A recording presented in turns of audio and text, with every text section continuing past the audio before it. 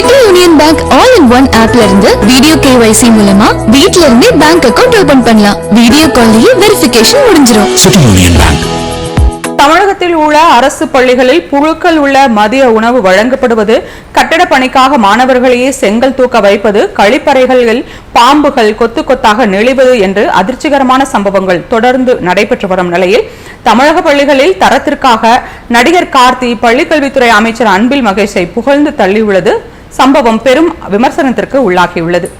கோவை மாவட்டம் சூளுரை அரசு பள்ளியின் 100ஆண்டு விழாவில் பங்கேற்ற நடிகர் கார்த்தி, தமிழ்நாட்டில் சுமார் 65 லட்சம் குழந்தைகள் அரசு பள்ளிகளில் படிக்கின்றனர். கிராமப்புற மாணவர்களுக்கான ஒரே கல்வி வாய்ப்பு இவைதான். இந்த கட்டிடத்தில் அரசு பள்ளிகள் சிறப்பாக செயல்படுகின்றன. அகரம் அறக்கட்டளையில் இருக்கும் மாணவர்களும் அரசு பள்ளி பின்னணியில் இருந்தவர்களே என தெரிவித்தார். அவரின் இந்த பேச்சு சமூக வலைதளங்களில் வைரலாகவே கடுமையாக விமர்சிக்கப்பட்டது.